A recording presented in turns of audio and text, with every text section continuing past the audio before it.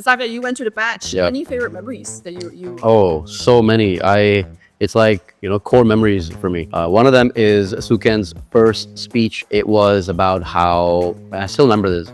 I think verbatim, he said something like, okay, we're giving you guys money, we can't get it back. And it's up to you guys to use the resources available to you from us to make the most of it. And then he showed us what the previous batches had gone through. 60% of the batch did this, and they grew at an X rate, which was what they wanted us to do.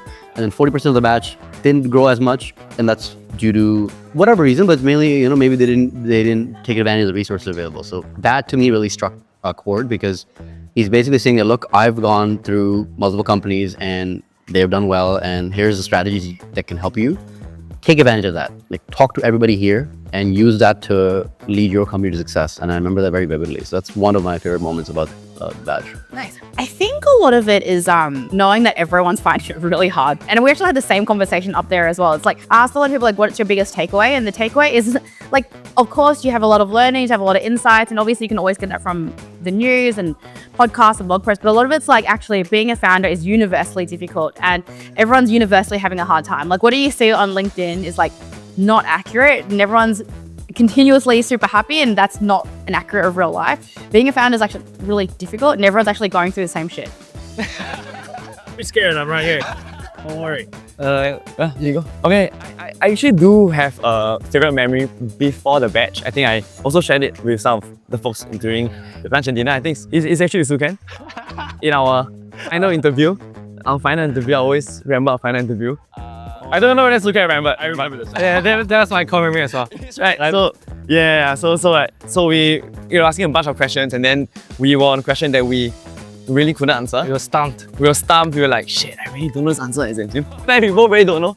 And then, we tried to answer, and then Suken's like, I know these guys. They dig deeper. And then we were just like, Suken, we actually really don't know. We really don't know the answer. Just want to hear advice and see how I can pitch it back. And that is still how we pitch Waffle. And that actually changed a lot of things for us. How we eventually bundle the two systems together. Till today, I always remember that. I think for most startups, we always have to pretend we know everything, but we really don't. And I think being in Iterative, we could admit the places that we are not so sure about. 5%. And I feel in this trip too. Everyone's more vulnerable. Sorry. So I remember this call, and I was talking to them, and I was asking this question, and they really didn't know the answer, and they kept giving me answers, and they were nonsense answers.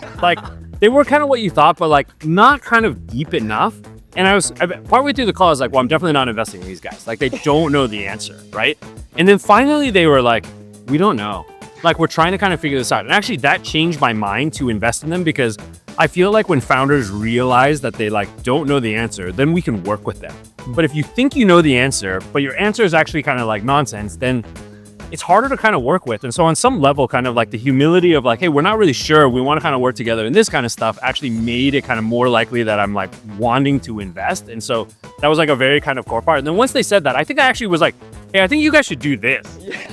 I was I think you guys should do this. And then we started talking, and then all of that kind of stuff. And then I think during the batch, we actually started working on some of those things. And so I think actually the hey, we don't know, actually was kind of the best answer they could give in that time. Because I think in that moment, I'm I know they don't know, right? And so it's kind of just okay, we all are on the same page, and now we can kind of work on the thing. And so I actually think sometimes for founders, it's kind of you feel like you're supposed to know. Yeah, correct.